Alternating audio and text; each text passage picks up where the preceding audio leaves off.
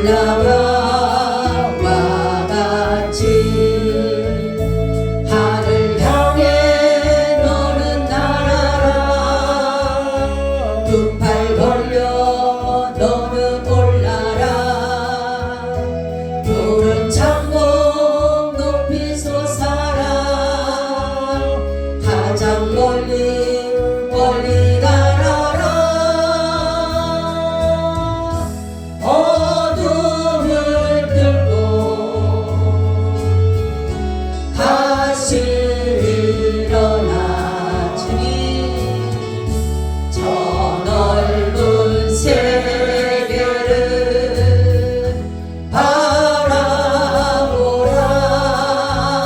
바라보라 주 품에 감겨 새 힘을 얻고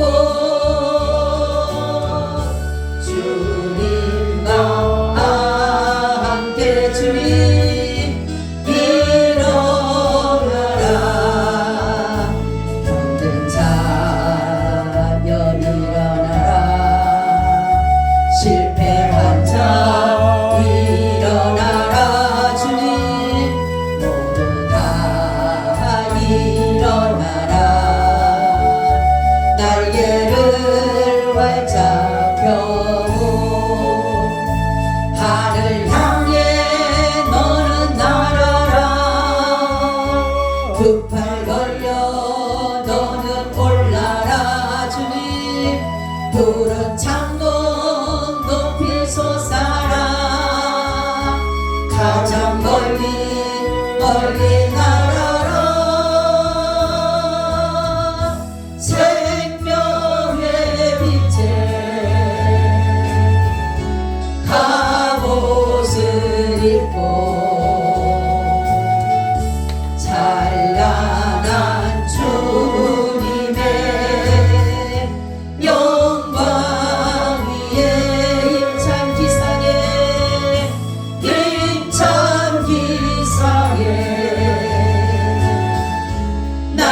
날개를 펴고 주님과 함께 날아가라 모래야 육대주를 끝없이 달려가도 너는 주 그늘 아래 비고치 아리하 하늘 향해 너는 날아라 두 팔 벌려 너는 올라라 주님 푸른 창공 높이 솟아라 가장 멀리 날아라 산과 들지나 바다 끝에도 주님 내 가는 그곳에 주 있으니 돛대를 향해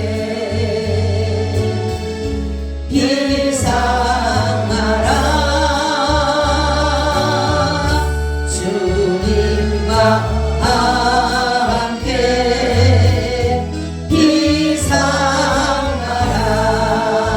아멘 하나님 감사합니다 그래 우리가 주님과 함께 늘 저 하나님의 나라를 바라보며 소망하며 비상하게 하여 주시옵소서 오늘도 이 말씀과 함께하여 주시옵소서 예수 그리스도의 이름으로 기도하옵나이다. 아멘. 인사 나눕니다. 예수님 덕분에 살만 납니다. 예수님 덕분에 살만 납니다. 예수님 덕분에 신바람 납니다. 예수님 덕분에 신바람 납니다. 예수님 한 분으로 만족합니다. 예수님 한 분으로 만족합니다. 예수님 최고세요. 예수님 최고세요. 예수님 만세. 만세. 만세. 만세. 만세. 할렐루야. 아멘. 주님과 함께 영원히 우리가 살아가는 저와 여러분이 되시기를 축원합니다. 아멘. 오늘은 혼인과 이혼이라는 제목을 가지고 말씀을 드리려고 합니다. 혼인이 하나님께서 귀하게 여기신다라는 것이에요. 그래서 이 혼인이라고 하는 것은 무엇이냐면 하나님께서 부부의 연을 열어서 같이 한 가정을 이끌어가는 가운데 있는데 가장 나를 만들어가는, 어떻게 보면 인격을 형성해가는 그러한 단계인 것 같습니다. 그래서 부부간의 관계, 가정의 그 모든 관계를 잘 이루어가게 되면 하나님의 성품을 따라서, 하나님의 형상을 따라서 우리가 지었던 그 하나님의 선하신 목적대로 우리가 갈 줄로 믿습니다. 하나님은 배우자를 주신 이유는 아담이 독초하는 것을 뭐라 그랬어요? 좋지 않았다라고 말씀을 하셔요. 그래서 하나님은 아담을 깊이 잠든 다음에 갈빗대를 취하여서 아내인 하와를 이렇게 보내주신 것을 볼 수가 있는 것입니다. 그래서 우리 살아가는 가운데 만남이 많아요. 그죠? 만남이 많지만 이 부부간의 만남도 굉장히 중요한 그러한 것을 우리가 볼 수가 있습니다. 오늘 말씀을 보니까 혼인하지 않는 자들, 또한 가부들, 또 이혼에 대한 정의를 내리고 있는데, 바울은 왜 이렇게 혼인하지 않는 것이 좋다 이런 말을 왜 이렇게 했을까? 왜 독신주의를 이렇게 이가 이렇게 주장하고 있을까라는 것인데, 왜냐하면 우리가 바울의 이 상황은 지금 어떤 상황이에요? 굉장히 핍박받는, 그러니까 예수님을 믿음으로 인해서 핍박받는, 그리고 우리가 살아가는 가운데서 가정이 있으면 아내가 있거나 남편이 있거나 자식이 있거나 하게 되면 주님을 섬김에 있어 때로는 하나님을 기쁘시게 하기보다, 주님을 기쁘시게 하기보다는 사람 중심으로 가기 때문에 이 바울이 독신을 주장하고 있는 것이에요. 그래서 성경 보면 그랬죠. 어떻게 하면 내가 남편을 기쁘게 하고 어떻게 하면 아내를 기쁘게 할까라는 그러한 마음을 갖는 것을 보면서, 너희들이 그 기쁨을 주기 위해서는 주님 앞에 너희들이 남편이나 아내에게 그 기쁨을 주려고 노력하거나 수고하지 말고, 너희가 정말로 이 기쁨을 주고자 하는 자가 누구냐면 바로 주님을 향해서 너희들의 그 모든 기쁨을 충만하게 하고 기뻐할 수 있도록, 주님이 기뻐할 수 있도록 모든 것들을 다 하라는 것의 가운데서 바울은 이렇게 독신을 주장하고 있다라는 거죠. 그러면서 하는 말씀이 뭐라고 하냐면, 만약 정욕을 이기지 못하게 되면 뭐를 하라? 결혼을 하라라고 해요. 왜냐하면 문란한 성생활을 함으로 인해서 이들이 도리어 하나님 앞에 범죄하기 때문에 그렇다라는 것을 우리가 볼 수가 있는 것입니다. 그래서 사도 바울이 뭐라고 하냐면, 이 독신을 말하면 어떻게 보면은 하나님의 법과는 좀 반대적인 것 같잖아요. 그죠? 하나님은 결혼, 가정 이런 것들을 굉장히 중요시하는데, 여기서 바울이 이렇게 독신을 주장하고 있던 것을 보면서, 그것은 뭐냐면 바울은 주님을 어느 것보다 더 사랑하는 의미에서 하는 것이지 결혼을 결코 반대한 것은 아니라는 거죠. 하나님의 말씀을 반대적으로 해석하거나 반대적인 것이 아니라, 바로 이 정말로 부부간에 이런 것들을 가지고 해서 하나님을 사랑하는 마음이 덜할까봐 자기를 이렇게 하나님을 사랑하고 하나님의 뜻을 따라서 행하려고 하는 이 정말로 이 충만한 이 은혜를 다른 사람도 나와 같이 좀 누렸으면 좋겠다라는 거죠. 만약에 가정이 있게 되면은 사도 바울 같은 경우는 독신이다가 보니까 어느 것을 결정하더라도 그는 홀가분하게 모든 것들을 이뤄갈 수가 있지만은, 만약에 베드로라든가 다른 사람들이 이러한 일들을 결정할 때, 선교일이라든가 어떠한 생명을 바쳐야 될 일을 결정할 때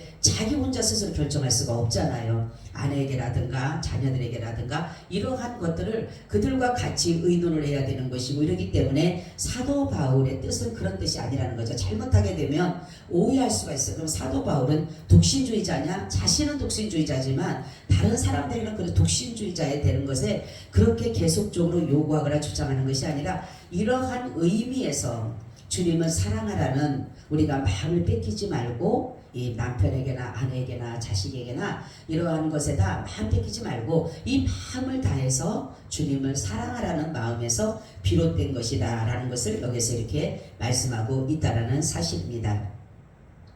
자, 그러면서 하시는 말씀이 뭐냐면은 어떤 사람들은 이런 것들을 보면서 어떻게 하냐면은 자기가 이렇게 독신을 하기 위해서 어떤 사람들은 남에게 구속받기 싫어서 그죠? 자유를 누리기 위해서 요즘에 많은 사람들이 그냥 동거생활 같은 식으로 하면서도 결혼을 하지 않는다. 이런 사람들이 참으로 많아요. 왜냐하면 결혼을 하게 되면 내가 구속받아야 되고 내가 또 어떤 것들을 해야 되기 때문에 책임감이 있기 때문에 사람들은 요즘에 혼인신고도 안 하고 결혼식도 안 하고 그냥 사는 거예요. 그냥 살다가 마음에 들으면은 그냥 아이도 놓고 살고 아니면 그냥 살고 그러다가 보면 완전히 뭡니까? 질서가 무너지게 되는 것이에요. 그러니까 서로 간섭하지 말자. 그렇지만은 서로가 이제 어떤 것들을 하기 위해서는 하지만은 그러다 보면 결국은 나쁜 것이 뭐냐면 너무 자유를 누리다 보면 뭐가 온다 그랬어요? 방종을 방종. 그죠? 방종일 수밖에 없어요. 그래서 사도 바울은 이런 것들을 혼자 지내기 낫지만 만약에 정욕을 이기지 못하면 결혼을 해라. 왜냐하면 성생활의 분란과 방종을 하기 때문에 그런 것이다 라는 것을 여기서 이렇게 말씀하고 있습니다.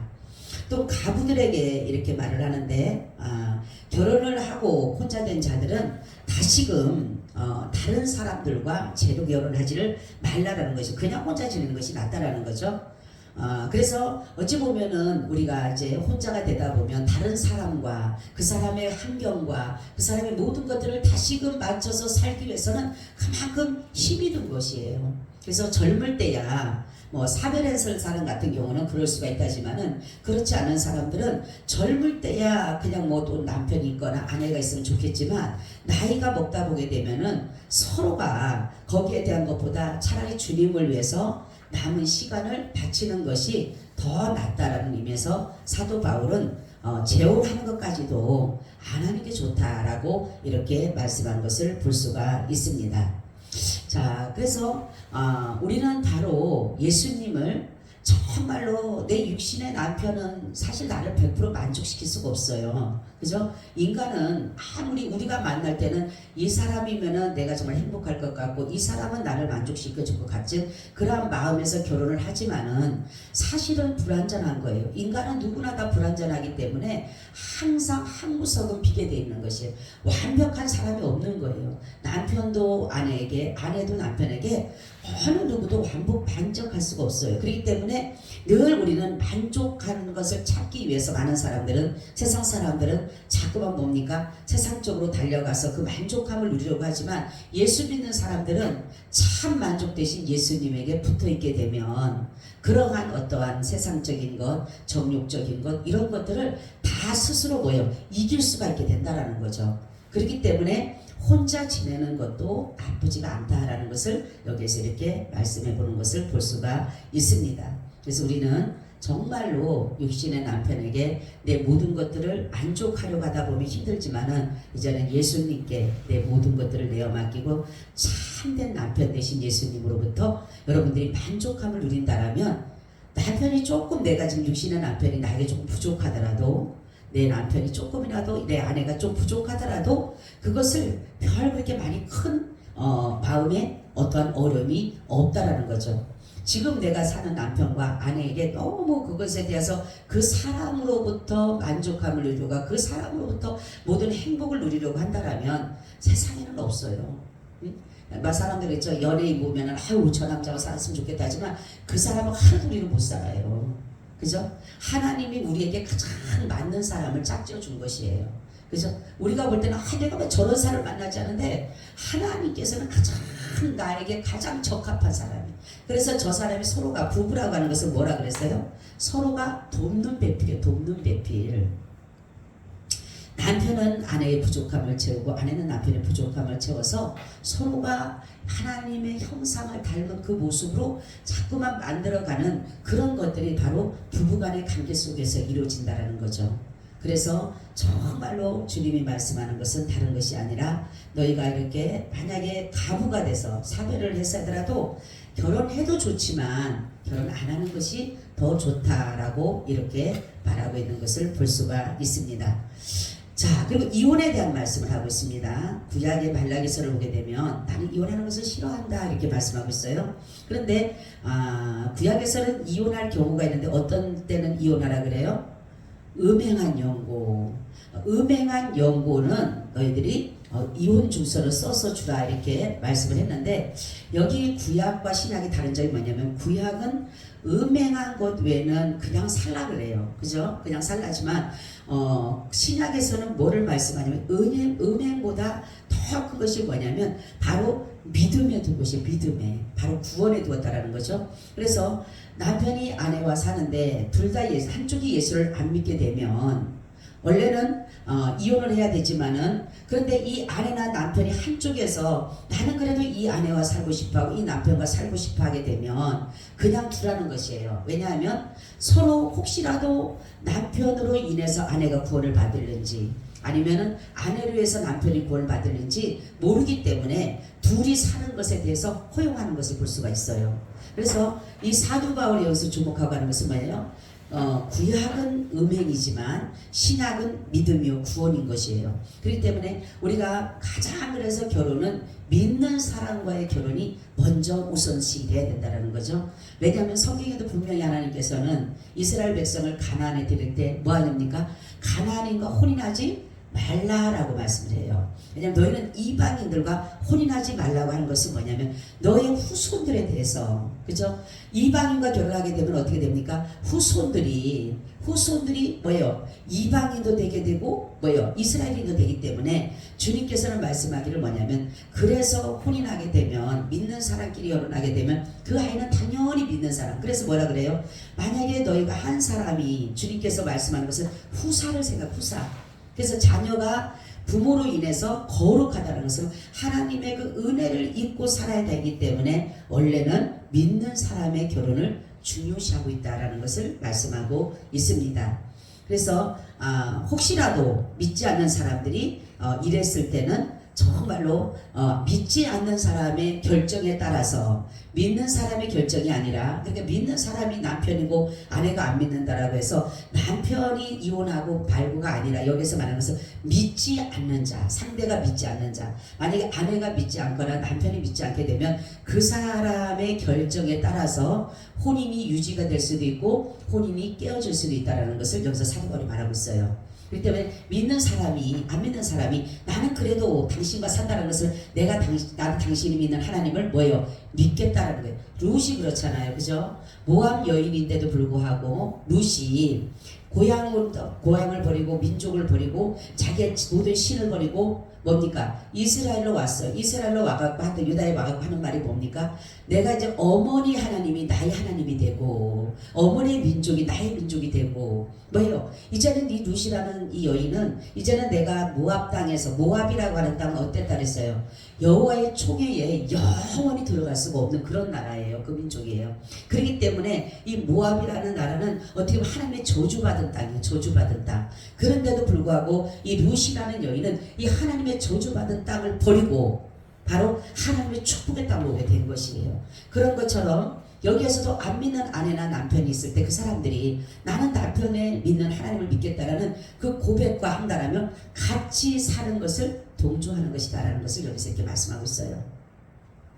근데 서로가 믿지 않는 사람들에 대해서는 또 어떻게 말을 하냐면 이 사람들이 이혼을 하든 간에 대해서 거기에 대해서 너희 상관하지 말라는 것은 뭐냐면 우리는 이 안 믿는 사람과 믿는 사람이 한 가정을 이루어갈 때는 하나님의 그 은혜와 구속의 은혜와 대속의 은혜를 나를 통해서 내 남편이나 아내나 이것을 얻을 수가 있기 때문에 너희는 이혼하지 않는 것이 안 믿는 사람들의 그 결정에 따라서 되지만은 안 믿는 사람들끼리 서로가 남편도 안 믿고 아내도 안 믿게 되면 어떠한 문제가 있어서 헤어진다라고 한다면 거기에 대해서 너는 상관할 필요가 없다. 왜냐하면 갈리려면 갈리게 놔두라는 거예요. 왜냐하면 바로 이들은 하나님의 구속의 은혜와 대속의 은혜를 알 수가 없기 때문에 그들이 이혼하는 것에 대해서 하나님이 별로 거기에 대한 것을 말씀하지 않고 있었다는 사실이에요. 그래서 바로 혼인은 사실 주님의 기쁨입니다. 그리고 완성이라고 하면 완성이에요. 그죠? 모든 것은 세상에 완성은 없지만 사실 이 혼인은 어찌 보면 남자와 여자와의 결합을 통해서 바로 하나님의 선하신 뜻을 이루어가는 가장 좋은 완성이면 완성이라고 볼 수가 있는 것이에요. 그래서 서로가 불완전 사람끼리 만나서 하나님의 완성하신 그 나라를 향해서 달려가는 것이 사실 혼인이라는 거죠. 그래서 우리가 혼인에 대한 마음을, 여러분 이렇게 부부간의 마음을 다시 생각해야 될 것은 뭐냐면 하나님의 질서 유지예요. 하나님의 질서 유지. 그래서 남편이 나보다 잘나서 제가 이번에 많이 의뢰받은 게 그거에 따랐어요. 제 목사님들이 절대로 한마디도 그 말씀 한 적은 없어요. 근데 제게 들려오는 말씀은 참 남자들이 귀하다. 남편들이 참 귀하고 남자들이 귀하다라는 것을 제 마음에 이렇게 스며드는 은혜가 있었어요. 그래서 제가 이제 숙소에 들어와서 그랬어요. 장로님, 내가 많은 은혜를 받았는데 참 남편한테 잘해야 되고 남편이 참 귀하다는 걸 알았다니까 아이고 많은 은혜 받았네요. 그러는 거죠. 많은 은혜 받았대요. 그래서 아 진짜 그렇구나. 그 목사님들이 그런 말씀 한마디도 안 했는데 제게 전해오는 게 와, 목사님들의 그 대단한 이 남자 목사님들의 대단한 파워, 어떤 전진하고 진취적인 거, 리더십이라든가 이런 걸 보면서 제 마음에 막 그런 것이 뛰어오르면서 참 남자는 참 대단하다.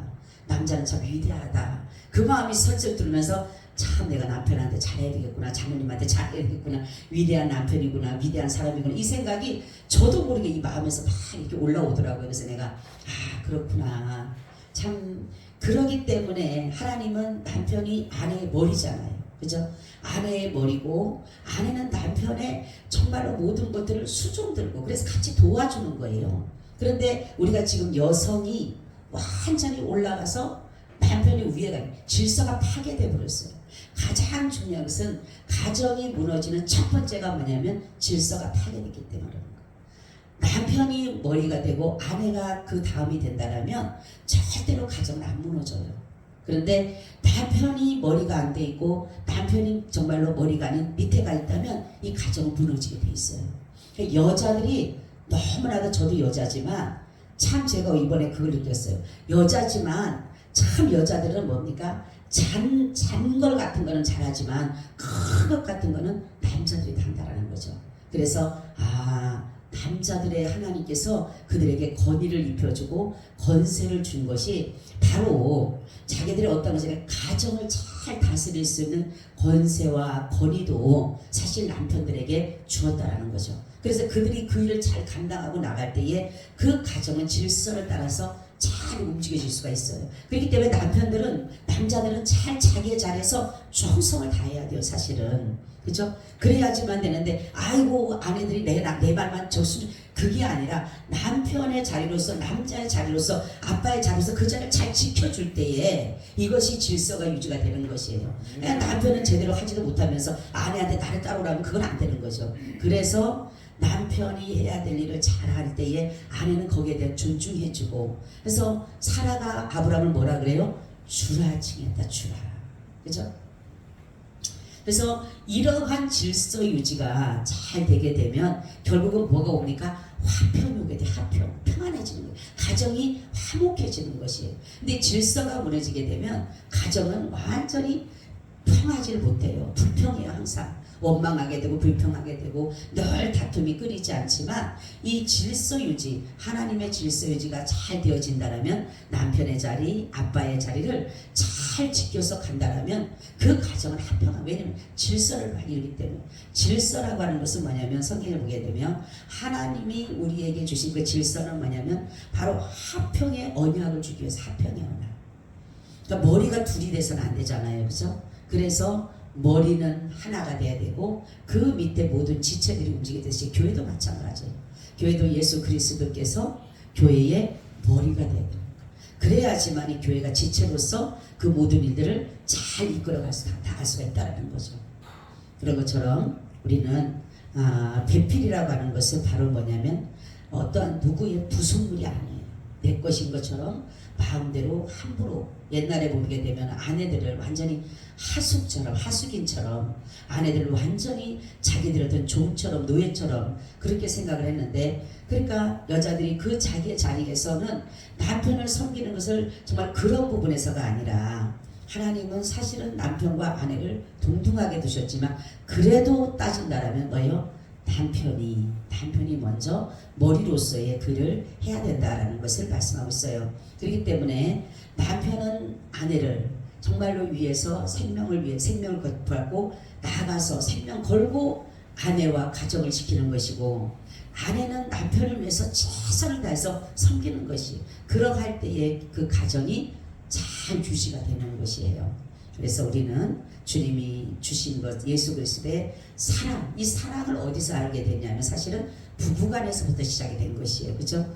우리 그래서 하나님의 사랑을, 예수 그리스도의 사랑을 어디서부터 시작되냐면 부부간에부터 시작이 됐기 때문에 이 사랑을, 예수 그리스도의 사랑을 항상 가정에 심어서 나갈 때에 우리는 이혼하지 마시고, 힘들고 어려워도 이제 얼마 있으면 주님 오시잖아요. 그렇죠? 옛날에는 저는 처음에 살 때는 매일마다 이혼하고 싶은 게 제 꿈이었어요. 어떻게 하면 이혼을 할까? 그게 제 첫 번째 꿈이었어요. 딱 만났는데 안 맞아도 이렇게 안 맞을까? 이렇게 안 맞을까? 아주 안 맞아도 이렇게 안 맞을까? 그래갖고 내가 이제는 어쨌든 간 이혼을 해야 되겠다. 이제 이혼을 해야 되겠다. 그랬는데도 이혼을 하려고 마음 먹으면, 근데 진짜로 이혼하고 싶어 했겠죠. 근데 이걸 어떻게 보면은 내가 나 이혼하기 싫어라는 말일 수도 있었을 것 같아요. 근데 너무 안 맞는데도 제 생각은 사실 그랬어요. 우리 자매는 여기 있지만 자매한테 얘기를 안 했지만 이혼하지 않은 이유가 몇 가지 있는데, 그 이유가 뭐냐면 그때도 뭐라고 생각하냐면, 나는 만약에 이혼을 하면 나는 혼자 안 살 거야. 난 다른 사람을 만날 건데, 한번 생각을 해봤어요. 우리 자매는 술도 안 먹고 담배도 안 피우고 뭐 때리거나 뭐 바람을 피거나 이런 게 없어요. 돈도 그때는 잘 벌고 그런 사람으로서, 근데 성격은 너무 안 맞아. 나랑 하이 안 맞아. 그런 사람을 하나 있고, 하나 내가 예를 들어서 내가 결혼을 한다. 근데 혹시라도 매를 받게 되면 어떡하지? 혹시라도 바람꾼을 만나면 어떡하지?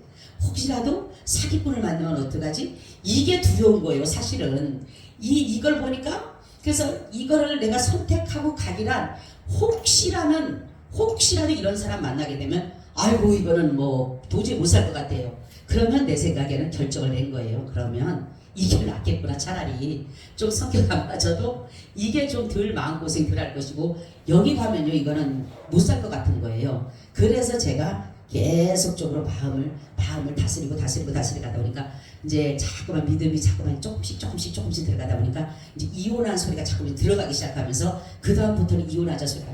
옛날 매일마다 내가 그랬다 싸우면 내일 법원에서 만나자고, 내일 법원에서 몇 시에 만나자고, 매일마다 그게 일이었어요. 너무 힘들었으니까. 근데 지나고 나니까 하나님이 나에게 가장 적합한 사람, 자녀도 마찬가지. 아무리 자녀가 말을 안 들어도 하나님이 나에게 가장 적합한 선물을 준 거예요. 그죠? 다른 자식 보게 되면 다 저 자식은 내 자식보다 나은 것 같지만 똑같아요. 들어가 보면 틀린 거 없어요. 내 자식이기 때문인 게 아니라 하나님이 내 자식을 나에게 가장, 내가 정말로 나에게 가장 맞는 자로 선물을 준 것이에요. 그렇기 때문에 여러분, 우리는 하나님이 이렇게 주신 가정을 소중히 여겨서 가정을 날마다 그리스도 안에서 참 평안을 얻고 기뻐하며 즐거워하며 감사하며, 조금 전에도 말씀드렸듯이 어떠한 남편이나 아내의 상대에서 만족을 찾으려고 하지 마세요. 자녀에게도 마찬가지입니다. 어느 누구에도 내가 여기가 만족합니다 하지 말고, 오직 우리의 만족은 누구예요? 우리의 만족은 누구밖에 없어요? 예수님밖에 없어요. 아무리 남편이 잘하고요, 뭐 어쩌고 하더라도 뭐 별을 따라주고 다 소용없다니까요. 다 기대한 만큼 뭡니까? 계속적으로 우리는 뭐예요? 마음의 상처가 되고 아픔이 되고 속상해지고 그렇게 되는 것이. 그렇기 때문에 우리의 의지할 자는 오직 예수뿐이고, 우리의 소망도 예수님뿐이고, 우리의 만족도 예수님뿐이에요. 그래서 그 신랑 대신 예수님을 믿고 나간다라면 우리는 어떤 어려움도 잘 이기는데, 아까도 얘기했지만 구원이 중요한 것이에요. 주님의 관심은 다른 것이 있는 게 아니에요. 오직 구원입니다. 구원. 우리가 구원을 받을 수 있느냐 못 받느냐, 그것이 중요한 것이에요. 제가 이번에 그 총회에 가서 이렇게 하면서 느껴진 점이, 내가 참 감사한 게 뭐냐면 내가 모르는 것이 은혜였구나 하는 것을 느꼈어요. 우리가 정말로 이신칭이라든가 이런 것들을 정말 우리는 그거를 100% 믿어왔던 우리 그것인데 어떤 데서는 그것이 이상하게 돌아가는 걸 모습을 보면서 내가 모르고 지금까지 이렇게 이신칭의를 믿고 이신득의를 믿고 온 것이 이게 은혜구나. 여러분 많이 알아서 우리가 구원받는 게 아니에요. 우리는 예수 그리스도를 믿는 믿음에 진리 대신 예수 그리스도 믿는 믿음에 우리가 구원이 있기 때문에 많은 학박 박사가 중요한 것이 아니에요. 그래서 이번에 깨닫는 그게 맞아. 많이 내가 학문을 배우고 어떤 것을 얻으면서 그래서 내가 구원받는 것이 아니잖아요. 구원은 단순한 겁니다. 그냥 예수를 믿으라 하면 그냥 믿는 거예요. 노뱀을 쳐다보라고 하니까 그냥 쳐다보면 되는 것처럼 예수님은 그런 분이에요. 근데도 우리가 사람들은 뭡니까? 뭐 헬라어를 알고 히브리어를 알고 뭐를 알고 그거는요 내가 제가 그랬잖아. 만약에 그런 거를 배우게 되면 조금 더 언어 구사가 풍성해지는 것밖에 없어요. 세상적인 지식, 우리가 학문, 성경에 대한 지식이요 조금 더 많은 것뿐이지. 여러분 유명한 목사님들, 큰교 목사님들 굉장히 설교 단순합니다. 그죠? 어렵게 풀어지질 않아요. 그냥 편하게 들을 수 있고 그냥 아무런 어떤 거리낌 없이 들을 수 있고 그냥 예수가 구원자다 하면 거기에 은혜 받는 거예요. 여러분 정말로 그 미국의 누구죠? 어느 아주 유명한 그 누구죠? 무디인가요? 그분의 아들인가 손주가 그때 어디 와갖고 저기 집회하는 말씀을 내가 잠깐 들었거든요. 우리가 전하는 복음이에요. 다른 거 없더라고요. 그런데 그 소청한 청중이 아멘 하는 거예요. 예수는 그리스도십니다 이러는 거예요. 그러니까 뭐 아멘 하는 거예요. 우리는 늘 그게 아멘이잖아. 그죠? 근데 그 말씀 한마디에 사람들이 통해 자욱함이 막 일어나는 거예요. 하나님은 살아계십니다 하니까 막 아멘 하는 거예요.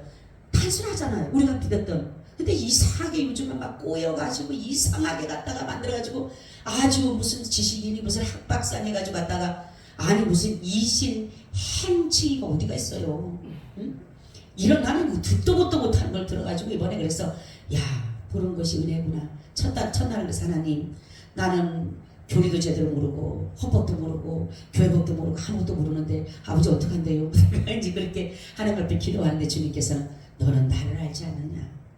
너는 나를 알아서 나를 소개시켜주면 되지 뭐 그렇게 학박사가 되고 싶어 하느냐. 맞아요 하나님. 주님 알면 되죠. 주님 알아서 주님 소개만 잘 시켜주면 되죠. 그런 것처럼 우리가 부부간에도 서로가 가장 중요한 것은 사랑이에요. 사랑. 부부는 사랑이 있어야 돼요. 사랑이 없으면 부부는 자꾸만 뭡니까? 금이 가게 돼 있어. 금이. 사랑은 뭐라 그랬어요? 받는 거라 했어요? 주는 거라 했어요? 장로님? 주는 거라. 주는 거라고. 그죠? 주는 거라 그랬죠? 잘 아세요 장로님? 사랑은 뭐다? 장로님 뭐라고요? 주는 거예요. 주는 거예요. 받는 게 아니야. 그죠? 사랑의 흔적이 뭐라 그랬어요? 기적과 이적과 표적이라 그랬어요? 고난이라 그랬어요? 예? 고난이라 그랬죠? 사랑의 흔적이 고난이에요. 그런 것처럼 우리는 가정에서 살면서도 어렵고 힘들고 고난스러운 것이 하나님이 이 가정의 사랑의 공동체를 이루어가는 하나님의 한 모든 것의 은혜임을 우리가 고백하면 되는 거예요. 그래서 인간이 감당할 시험만 줬다 그러셨잖아요. 그죠? 아무리 우리는 도저히 감당할 거 못할 것 같지만 하나님 우리에게 감당할 시험만 주고 감당하지 못하면 뭐 한다 그랬어요? 피할 길도 열어주신다 그랬잖아요. 그러니까 여러분들이 어떤 문제를 만나게 되면 이 문제와 직접적으로 딱 부딪히는 거예요. 문제를 피할 필요가 없어요. 하나님 나 이런 문제 만났습니다. 아버지 내가 이거 어떻게 할까요? 하나님 가장 지혜로우신 분이시잖아요. 저는 늘 그 말씀을 항상 인용해요. 하나님 여호와는 지혜의 신이시며 여호와는 지식의 신이시며 여호와는 총명의 신이시며 여호와는 명철의 신이십니다. 그러기에 지혜롭고 명철하고 총명하신 주님께서 나에게 지혜를 주세요. 그래서 이 문제를 어떻게 해결해 가야 될지를 주님께서 알려주세요. 그것이 우리가 해야 될 일이에요. 이것을 보고 걱정하고 근심하고 막 눈물을 흘리고 막 괴로워하고 막 도망가 이게 아니라 문제를 직접적으로만 부딪혀야 되는 거예요. 이 문제와 내가 부딪히는 부분이 뭐예요? 하나님의 지혜를 구하는 거예요. 하나님의 뜻을 구하는 거예요. 저 요즘에 하나님 주님 저에게 항상 말씀 나는 의문을 파하고 우리는 의문이 많아요. 그죠? 여러 가지가 왜 그럴까? 뭐 때문에 그렇지? 하나님의 뜻은 어디 있는 거지? 막 우리 의문을 가지고 파고들잖아요. 근데 주님 뭐예요? 해답이셔요. 해답. 그러니까 하나님 앞에 해답을 놓고 기도하는 하나님은 해답이시잖아요. 나는 의문이 있지만 나는 왜일까요? 뭐 때문에 그럴까요? 무슨 일일까요? 내가 뭔가를 잘못했나요? 아버지 뜻은 어디에 있나요? 나는 막 의문을 가지고 계속적으로 주님을 아버지 앞에 아뢰지만 주님께서 말씀 나는 해답이다. 그러니까 해답은 주님밖에 없는 거예요. 그렇기 때문에 저와 여러분 오늘 말씀은 다른 것이 아니라 주님이 주신 가정 소중히 여겨서 주님 오실 때에 우리 주님 앞에 부끄러움이 없고 주님의 은혜로 잘 살았습니다. 저는 마지막 그래요. 하나님이 저에게 말씀하면 하나님 주님의 은혜로 이 세상도 살만 났습니다. 그 말 한마디 꼭 할 거예요. 주님 앞에 가면 이 세상도 주님의 은혜로 그래도 살만 나게 그래도 좀 살았습니다. 그래서 잘 살다 왔습니다라고 고백한다라면 여러분 우리는 세상의 어떠한 부와 영화를 따르지 않아도 그것이 내게 없더라도 우리는 하나님의 주신 은혜로만도 충분히 행복한 것이에요. 그런 믿음 가져가시기를 축원합니다. 아멘. 주님 감사드려요. 오늘도 우리에게 긴 말씀을 주셔서 너무나도 고맙습니다. 주님 우리가 세상의 것들로 자꾸만 만족하려고 했던 것 주님 용서해 주시고 세상의 지식, 지혜, 경륜, 아버지 경험 이런 것들로 내가 세상의 것들을 정말로 이 문제를 이겨나가려고 했던 것 또한 용서해 주시옵소서. 주님 이제는 주님의 지혜를 구하고 주님의 총명을 구하고 주님의 큰 뜻을 구하여서 주님이 원하시는 그 삶의 방향으로 살아갈 수 있도록 은혜에 더하여 주시옵소서. 감사하고 예수님 이름으로 기도하고 나이다. 아멘. 아멘. 아멘. 우리 383장 드립니다.